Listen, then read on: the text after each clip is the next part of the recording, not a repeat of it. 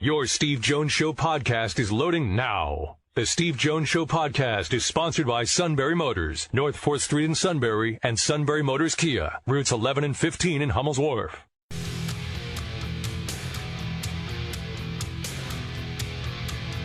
This is the Steve Jones Show on News Radio 1070 WKOK.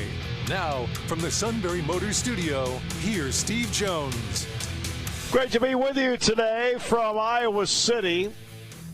Penn State will play Iowa tonight at 9, 8:30 the airtime, and then the team will get back about 3 in the morning. But remember, it's all about the student athletes. All right. TV contract helps, but there are moments where you're like, ay, come on.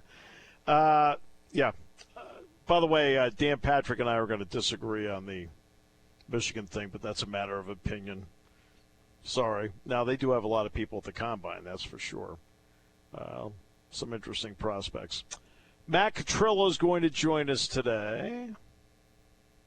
And Neil Coulong. Tomorrow, we'll get Joe Lunardi on the show. Looking forward to that. Along with and then Tony Knopp is coming up on Thursday. We have a lot of guests the rest of the week, as a matter of fact. They got off to a great start. It's after 7 o'clock in the morning. I'm like, my phone rings. We flew in here last night. I'm like, wow. Hey, can you be on our show? I'm like, going, oh. So I had to shake off the cobwebs and say, sure. Like, great. Oh.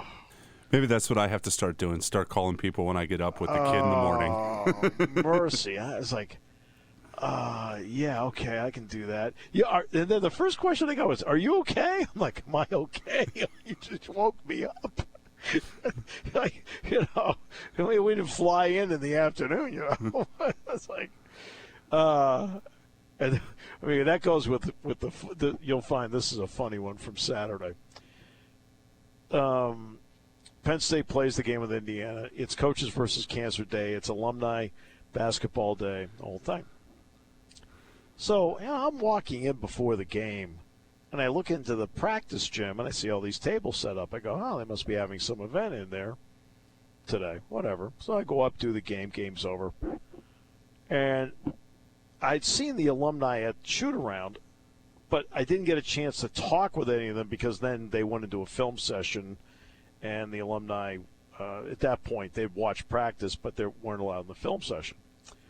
All right, so I thought, oh, okay.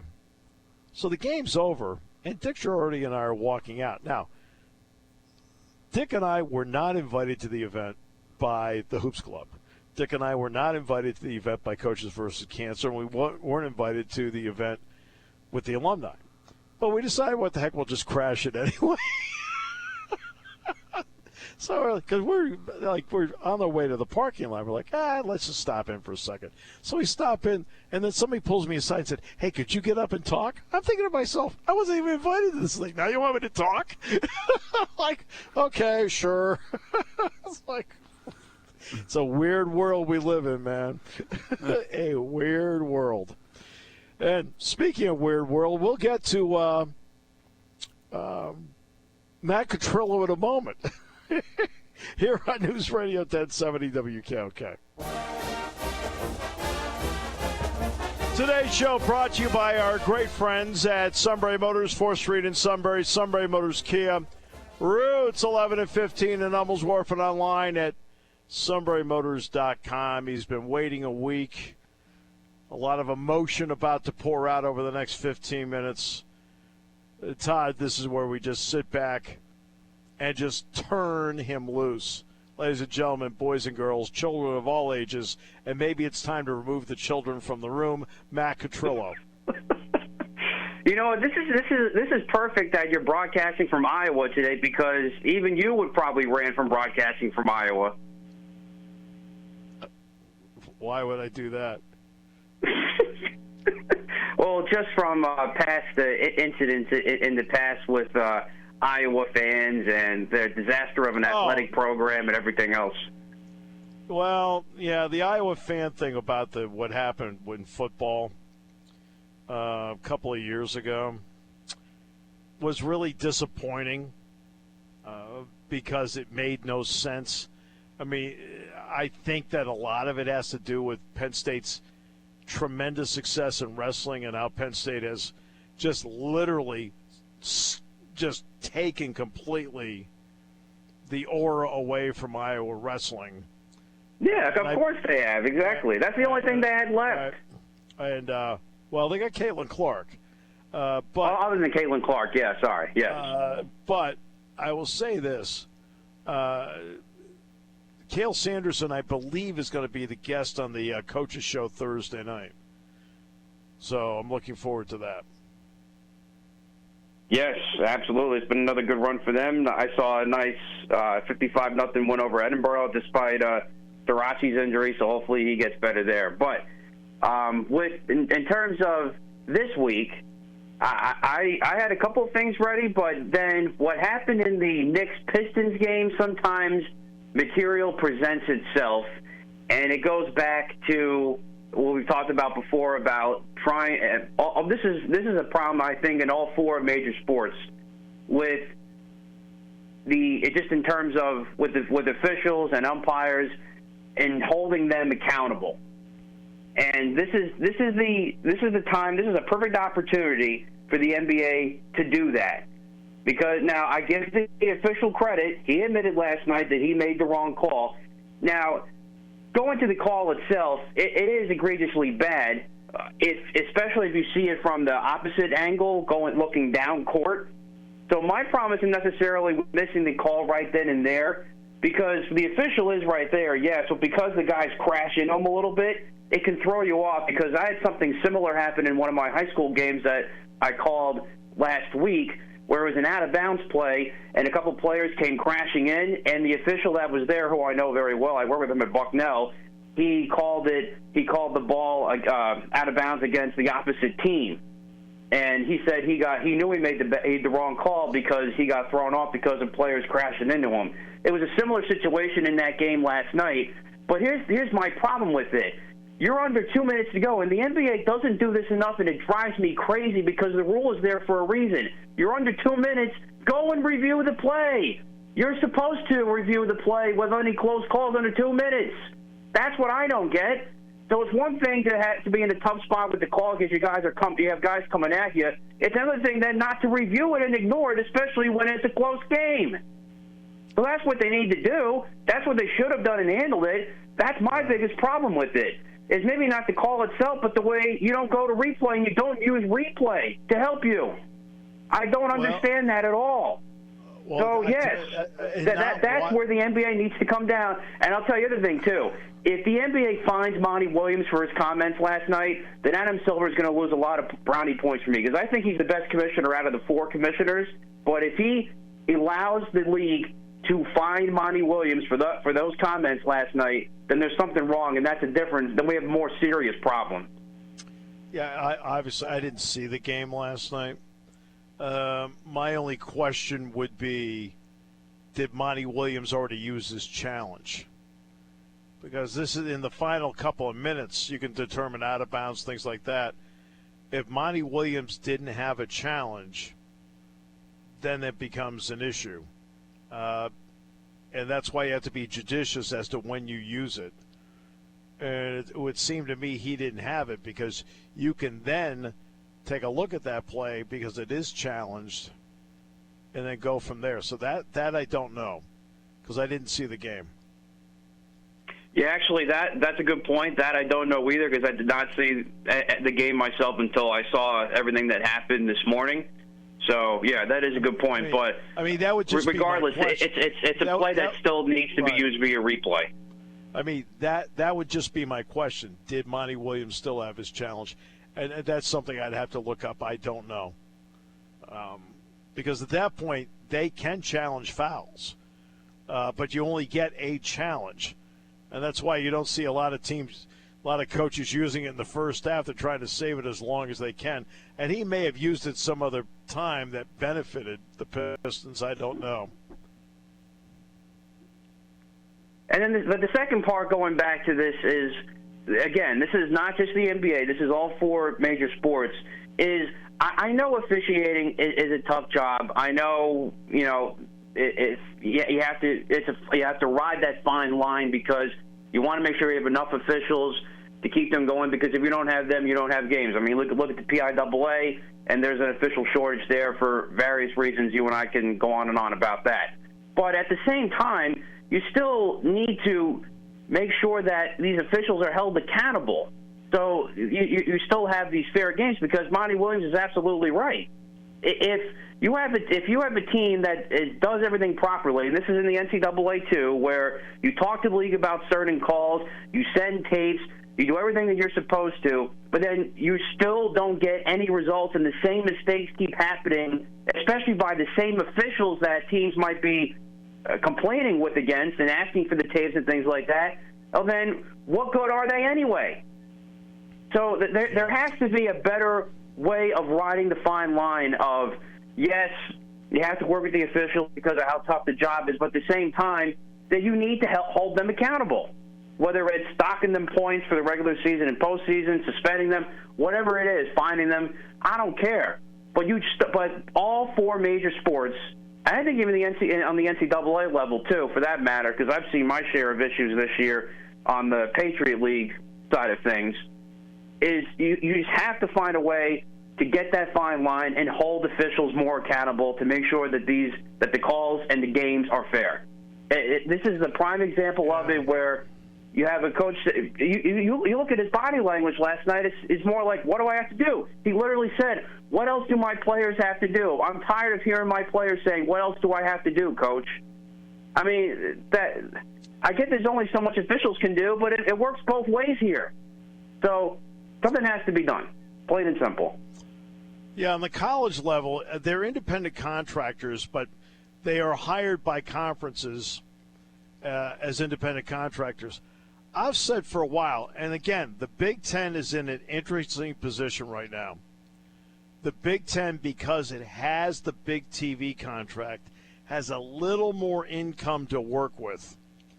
To me, if I were them, I would hire 25 full-time officials and make sure that they are limited on the number of games, because you're going to pay them extra, that they're limited on games. Because part of the problem that you have is that they get to this time of the year and they are exhausted. I was talking to an official last week in Nebraska. I won't say which one because it would be unfair to him. And he had just done a game in Los Angeles. And he was telling me how, look, he says, I took an extra day to get here. He says, I really needed the day off. Right? And the guy's a heck of an official, by the way, in my personal opinion. But that's where we are right now. If you're working 5, maybe 6 games in a week as an independent contractor, boy, I mean, that's draining. And I think that as a conference, it would not hurt the Big Ten, let's just say, to hire 15 to 25 permanent officials where they are locked into just you and get adequate rest with extra compensation. Yeah, no question. And I think they should do that on the professional level, because, I mean, I'm not sure what the situation is with Major League Baseball and the NBA and the NHL, but I know for a fact NFL referees, a lot of them have full-time jobs, and then they do the games as well. I think full-time at anything, at any job, is everything, because you can fully devote yourself to that, and the more time you can give to whatever that position is, then the better you're going to be and the better everybody else around you is going to be. I mean, that goes with any job. That should be common sense to anybody. Well, they spend money in leagues and in conferences on all sorts of things and individuals and so forth. And then there are times where, on a full-time basis, they're nickel and diming using part-time officials or independent contractors, and it's the critical part of the game. You need to throw your heart and soul into the game and not all the other nickel and dime stuff that really, to me, is nice to have but doesn't have any impact on games at all. And there's a lot of front office stuff in leagues where you sit back and go, that's a position for what? They do what? Really? How about the stuff about the game? Nobody cares about that. They care about the game and how it's being officiated. That's where you need to throw, among other areas, efforts into. You need to throw efforts into the games, not some of the other stuff that you have, because you'll see the masthead, the number of jobs, NBA, NFL, like it goes on and on and on. Like, okay, but we can't pay an official full time. Okay, great. Oh, 100%. I mean, and getting back to the NCAA, again, just sharing my experiences and seeing the Patriot League, both men's and women's side of things, I hear all the time that you've got officials from Division II, even Division III, that are coming up and doing these games because of the shortage. I mean, that's not acceptable. I mean, that just can't happen, especially this time of the year. And I tell you, it really hurts. It affects the product. It really does. I mean, so yes, I think all levels, all aspects of it, there's got to be a better way to handle this, because once it starts affecting the product and the games, then you've got a problem. And again, I respect, as you know, how much respect I have for officials. We all make mistakes. Friday night, Shikellamy play-by-play, no. But everybody else makes mistakes along the way.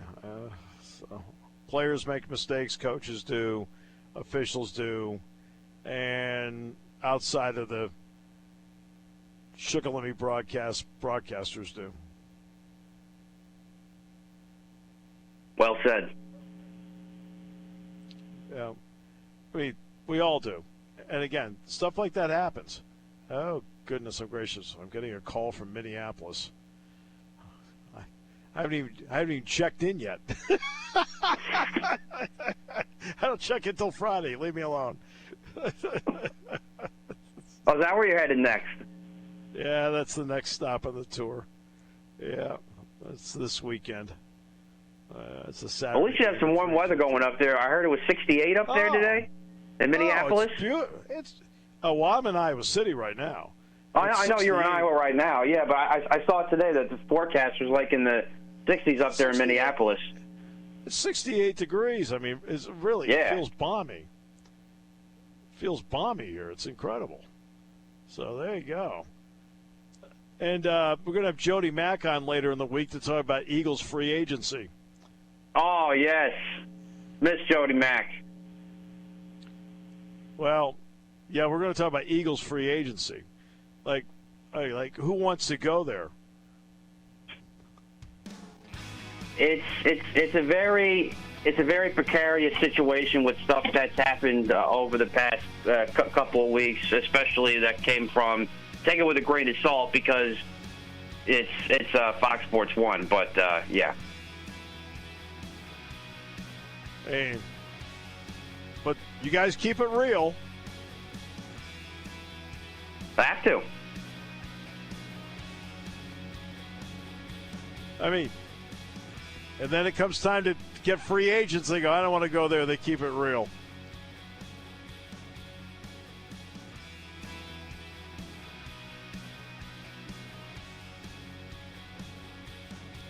Oh, okay. I know it. I got the voicemail. Some guy in Minneapolis wants tickets. That's just me. Yeah, welcome. Have fun with that.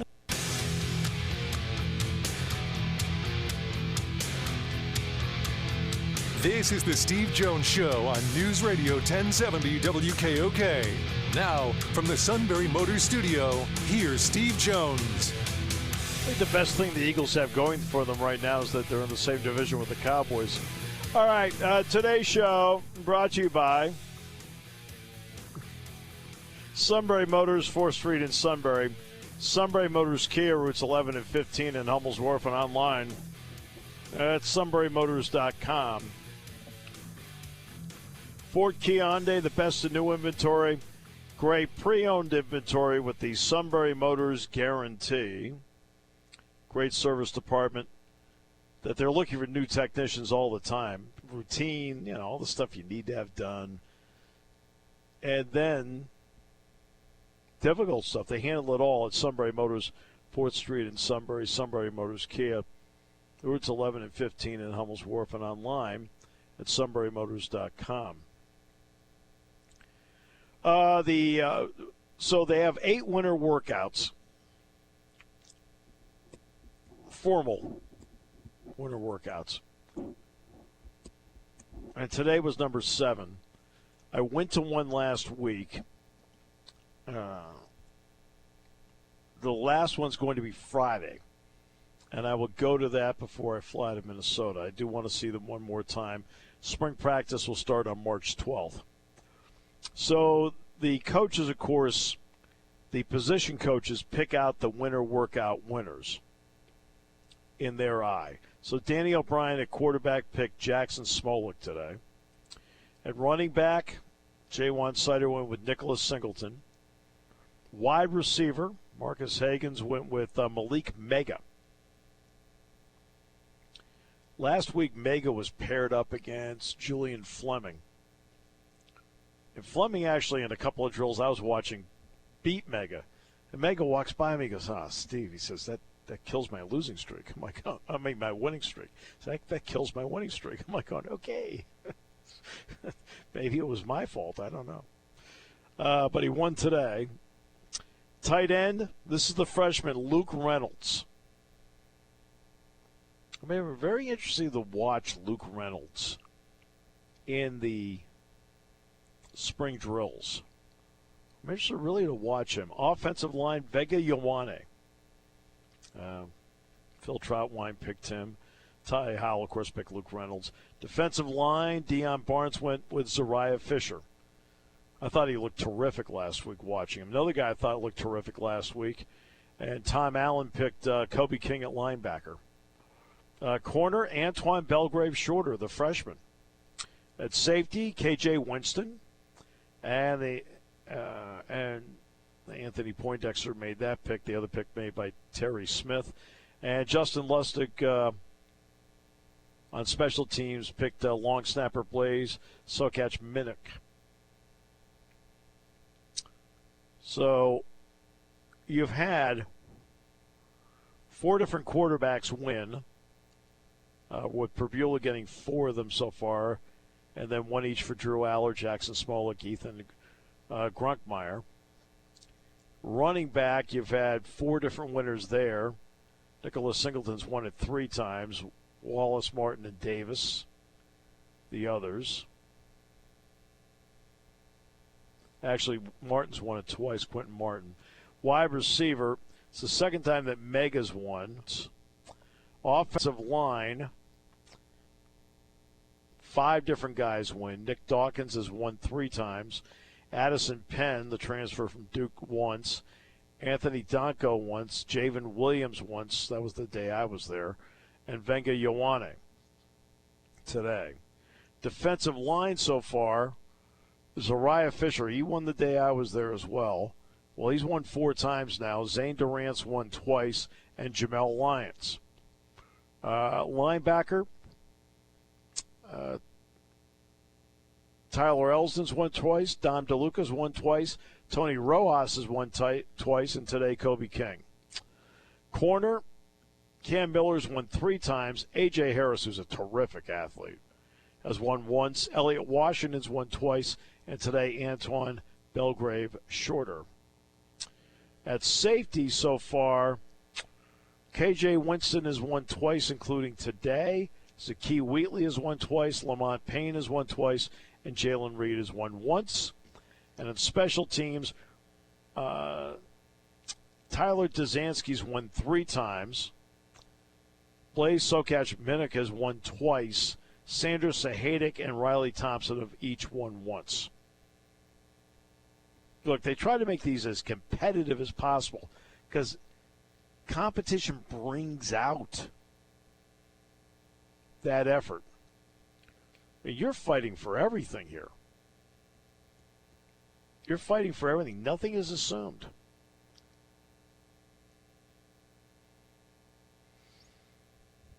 And that's what this is about. I mean, everything goes in stages.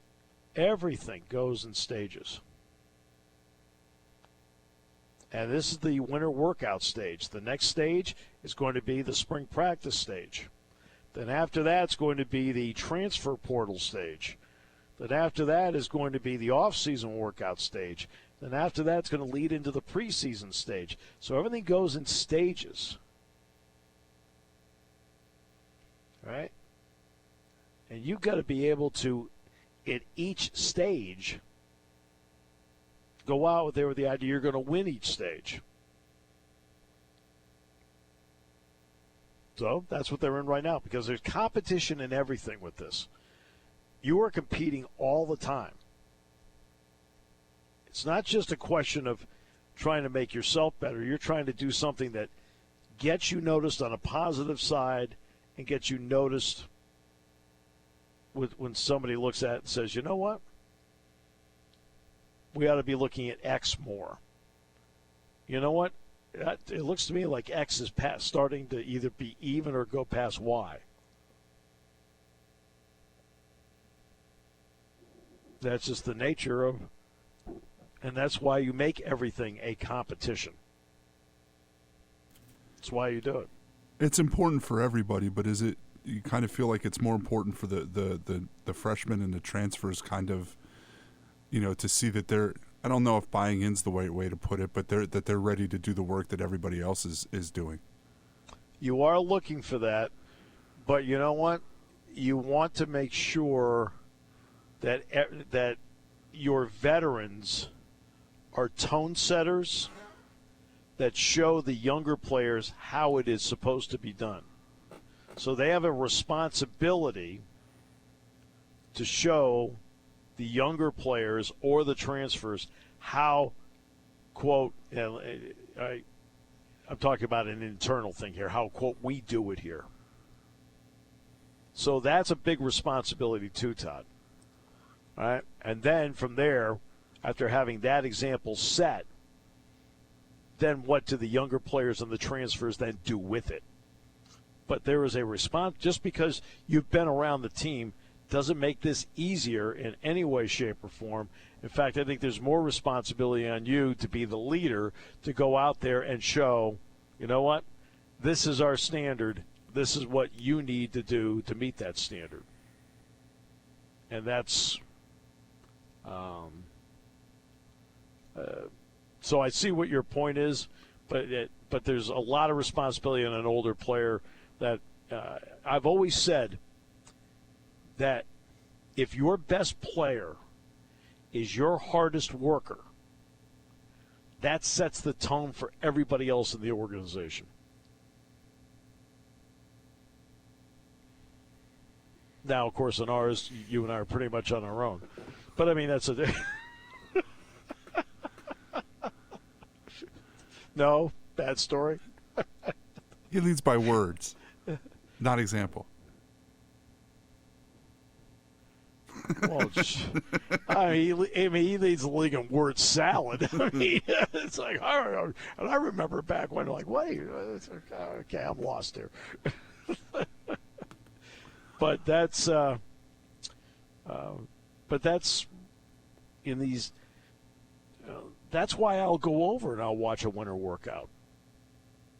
And, like I said, I'll go to Friday, so I'll get the two of them. And, with a basketball schedule, I mean, like it was today. I had no shot of going today. I flew in here yesterday.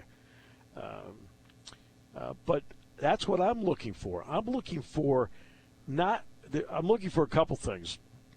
Obviously, I'll look out and see, like, okay, who's not participating today, or maybe who's limited participating today, whatever. I'll look at that part.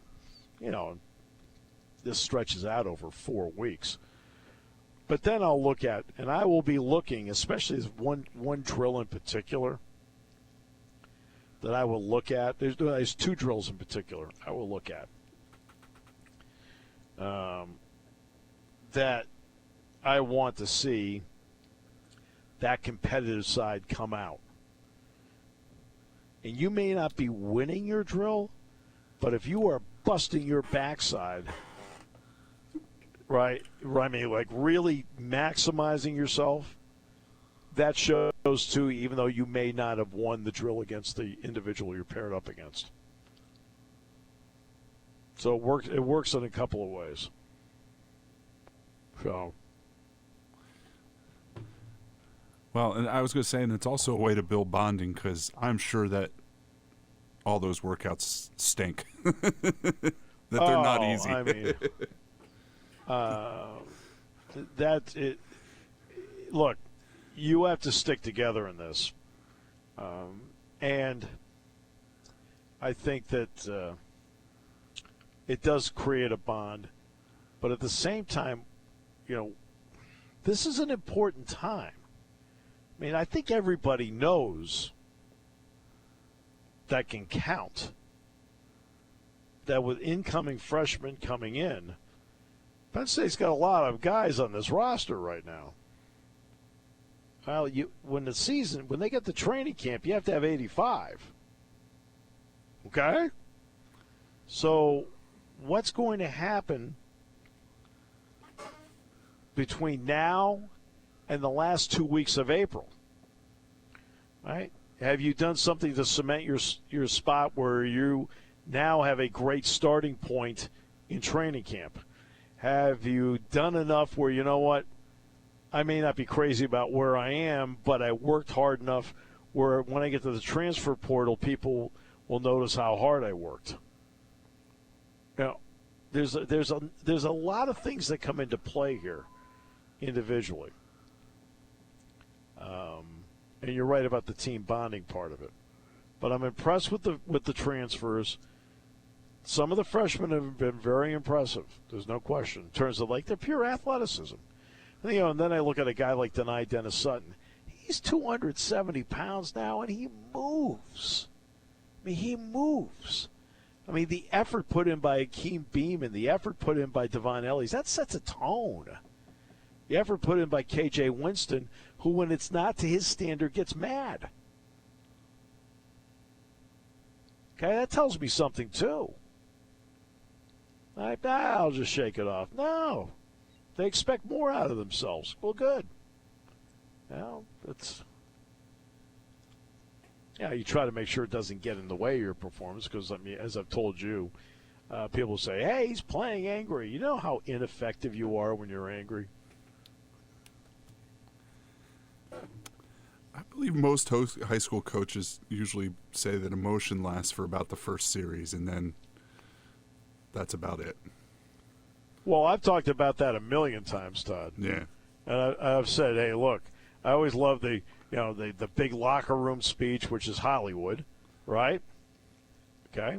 And they go flying out of the tunnel, the place goes crazy and the whole thing. And then we're in a commercial break, and then there's the coin toss, and then there's another commercial break, right? It's like 15 minutes since you had the big talk, right? And you can have all the emotion in the world, and guess what? The first time you get smacked in the mouth, hey, let's give the tremendous sports philosopher, Mike Tyson, his due once again. Everybody has a plan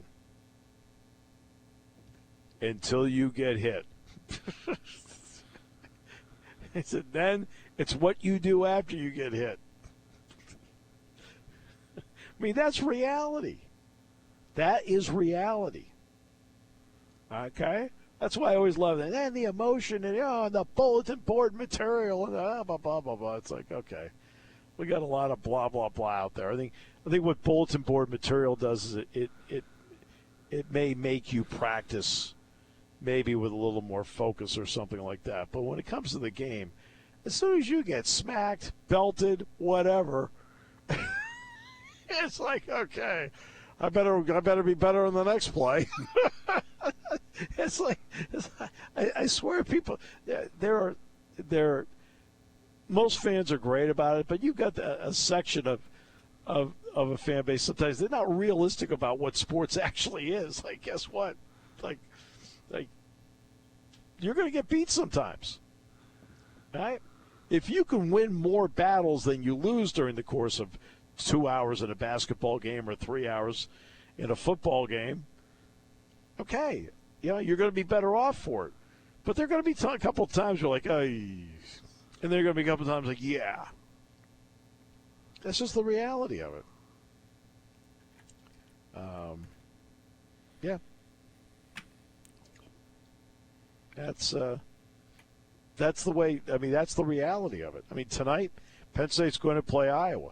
There are going to be times tonight where Tony Perkins, who I think Perkins is a really good guard, is going to get the better of Ace. It's just going to happen. Okay? And there are going to be a whole bunch of times tonight where Ace gets the better of Perkins. It's going to happen. Which one can win that battle more often than not is going to be important in tonight's game. Right? You're not going to win every battle.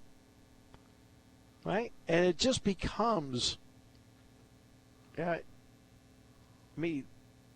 becomes a long grind.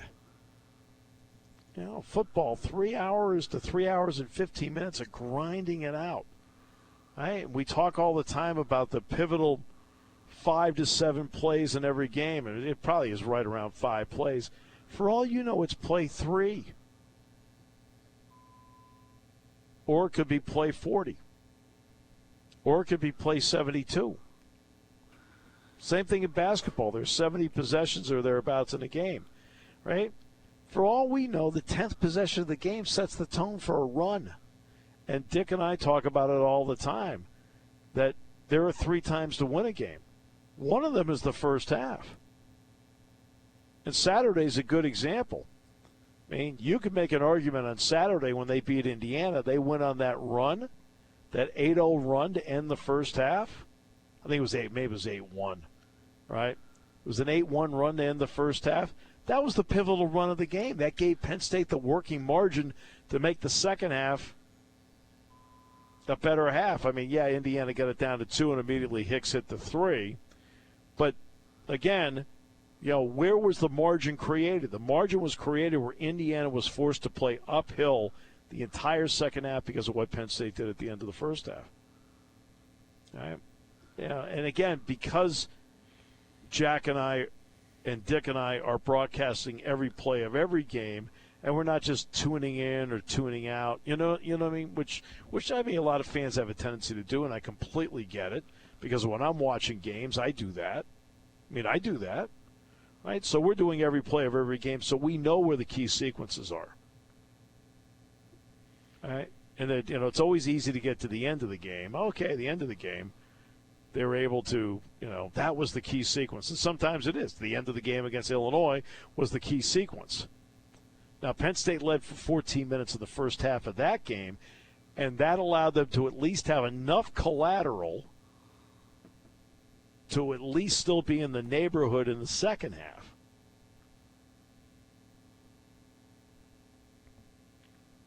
So there's a lot of things that go into it.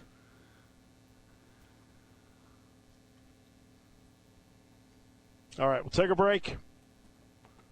Back with more in a moment as we continue from Iowa City, where it's 70 degrees today, here on News Radio 1070 WKOK. All right, Todd. So do you know what the high temperature here in Iowa City is today? I'm going to go with 68. Right now it's 70 degrees. Hey. Do you know what the low temperature is tonight? Only because I looked at our weather for tomorrow. I'm going to guess 26. 13. They say it's going to get one more degree, get to a high of 71.